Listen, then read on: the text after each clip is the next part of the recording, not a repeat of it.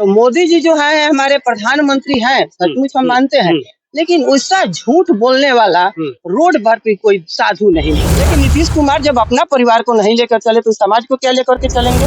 पत्नी जब उनका देहांत हुआ तो फक करके रो रहे थे, आज जिंदगी में कभी उसे हंस के नहीं बतियाए। आखिर क्या कारण था? तो देवी दुर्गा पर ही क्यों नहीं लोग छोड़ देता है कि चुनाव वही लोग आके वोट दे दे ईवीएम में। अगर आपका बच्चा अगर ककड़ी चोराता है तो वो चोर है, और उन लोगों का बच्चा अगर मर्डर करके भी आता है तो वो चोर मर्डर नहीं होता है। सटीक खबरों का सीधा असर। आप देख रहे हैं एनसीआर समाचार। बात करेंगे कि 2024 की जो राजनीति अब से पहले थी और जो अब 2024 के बाद की राजनीति होती है, उसमें कोई फर्क महसूस कर रहे हैं आप?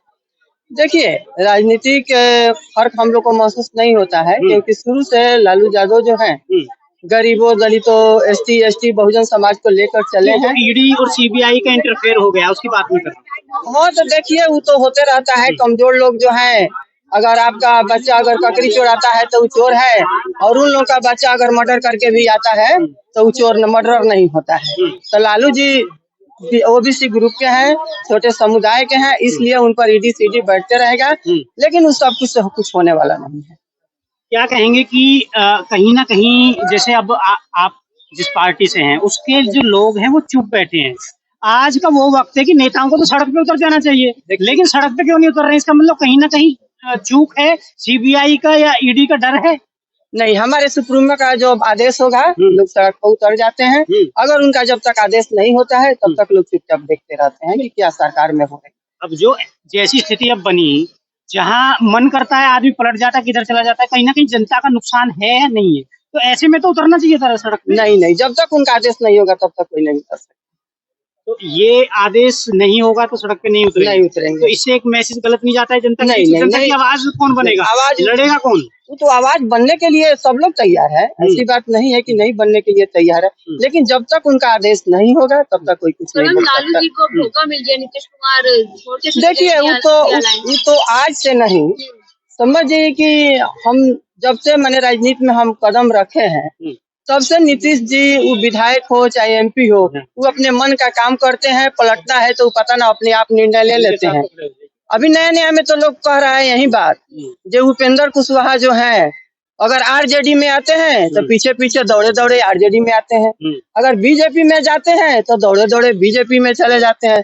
हो सकता है कि उपेंद्र कुशवाहा के बहुत शुभचिंतक है, चाहे उनसे बहुत लगाव है कि जिधर वो रहेंगे उधर हम रहेंगे, बशर्ते उनका मुख्यमंत्री का कुर्सी बना होना चाहिए। सहमत है? कहीं ना कहीं बीजेपी में मैनेज करने वाले लोग तो हैं जो कि विपक्ष के पास नहीं है। देखिए, उन लोग में मैनेज करने वाले लोग हैं और दिखावा ज्यादा होता है। बीजेपी में जो भी आरएसएस के लोग होते हैं ना, वो झूठ का एक समझ जाइए कि जो ढोलक नहीं बजता है कि जिस धारा में बज जाए उसी ताल में बजता है।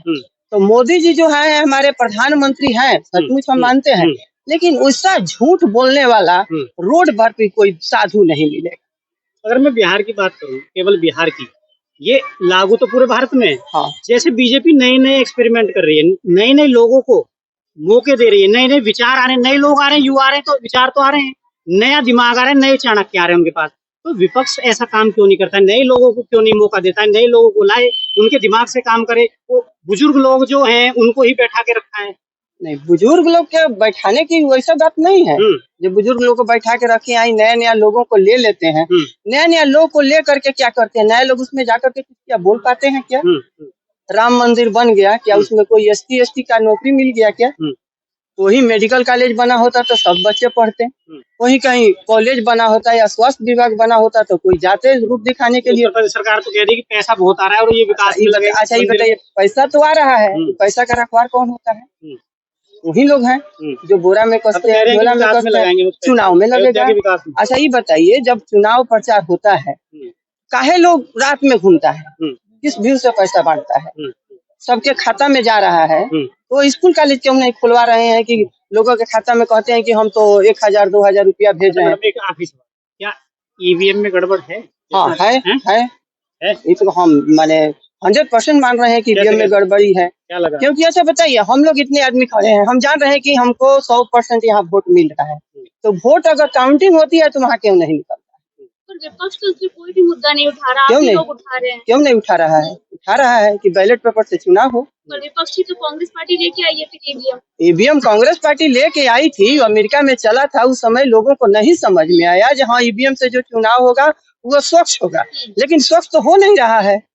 तो नहीं हो रहा है तो हम बैलेट पेपर के तो मांग। तेलंगाना और हिमाचल में आपकी सरकार आ जाती है तब कितनी सवाल उठाते हैं आप लोग। क्यों नहीं उठता? क्यों नहीं उठता? ईवीएम जब गलत है तो गलत है, क्यों अमेरिका छोड़ दी?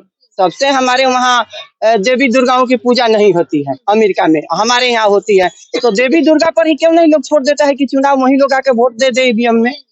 क्यों वहाँ इंसान के पास जाता है ईवीएम? तो लग रहा है लोकसभा चुनाव करीब है, आप ईवीएम को हटाकर बैलेट पेपर से चुनाव करवा पाएंगे?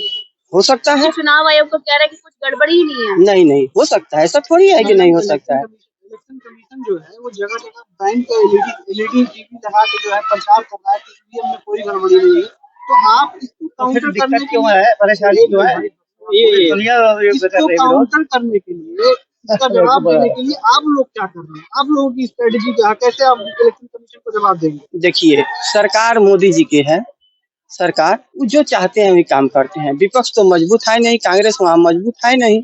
कांसी राम जी एक बात बोले थे कि जिसके परिवार में, यानी बहुजन समाज के परिवार में अगर राजनीति नहीं है, कोई नेता नहीं है, तो उसका परिवार सुरक्षित नहीं है। तो आप समझ जाइए कि यह जो परिवार है उन लोगों के अंदर जो उदार है, ईवीएम के बारे में जानकारी नहीं है। कितने लोग तो मोहर मारने के लिए भी जानकारी नहीं है। आखिरी सवाल बहुत है लेकिन समय कम है।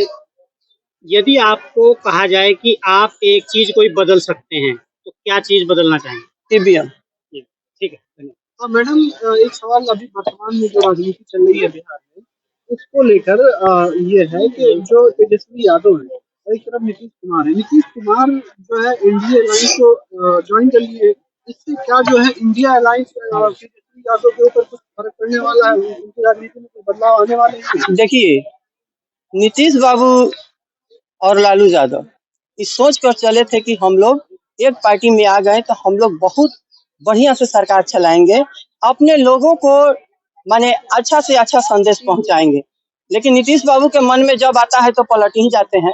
तो कोई माने नया तेजस्वी यादव सही काम नहीं कर रहे थे, भविष्य को कहीं ना कहीं बिहार के गर्त में छोड़ रहे थे, इसलिए मुझे यादव का केवल बिहार में यादव ही है क्या? और तेजस्वी यादव नहीं, ऐसा कोई, ये सब गलत बात है। तेजस्वी कभी भाषण में नहीं बोले हैं कि हम खाली यादव को लेकर के चलते हैं। और उन्हीं के सरकार में आप 90 से डाटा निकालिएगा कि मंत्री सब जाति से लोग बनते थे। नहीं, मेरा जाति का कोई सवाल नहीं है। मेरा कहने का मतलब ये है कि तेजस्वी यादव नीतीश कुमार आरोप लगा रहे कि तेजस्वी यादव ठीक से काम नहीं कर रहे थे। तो नीतीश कुमार माननीय हमारे माननीय मुख्यमंत्री हैं। अभी तेजस्वी यादव उप मुख्यमंत्री होकर के जितने यूपी हो चाहे बिहार हो चाहे पूरे माने राज्य के लोगों ने जो शिक्षक जा करके बिहार में बन गया, जंगल राज कहते हुए भी वहाँ कितना सुकून है कि लोग जाकर शिक्षक बन करके अपना ड्यूटी कर रहा है, कितने खुश हैं। आप जाकर के कभी कभी मीडिया में अभी करता है, आप देखिए तो तेजस्वी यादव कहाँ गलत कर दिए हैं। और नीतीश बाबू अगर भाजपा के साथ जा करके क्या कर लेंगे? राम की शरण में आ गए नीतीश। तो राम के शरण में आ गए तो उनको है कौन? एक पत्नी थी तो पत्नी से भी उनका रिश्ता टूट गया। एक बेटा है तो बेटा भी साधु बन गया। आखिर क्या कारण है? पत्नी जब उनका देहांत हुआ तो फक करके रो रहे थे और जिंदगी में कभी उसे हंस के नहीं बतियाए। आखिर क्या कारण था? तो जो अपना परिवार, लालू यादव अपने परिवार को लेकर के राजनीति चले हैं और समाज को भी लेकर के चले हैं, लेकिन नीतीश कुमार जब अपना परिवार को नहीं लेकर चले तो समाज को क्या लेकर के चलेंगे? क्या लग रहा है इंडिया गठबंधन को एक बड़ा झटका मिला है नीतीश कुमार के जाने से? नहीं मिला है। जाने और आने से कोई झटका नहीं मिला है। उनके साथ जो लोग हैं बहुजन समाज के लोग, वो आज भी हैं।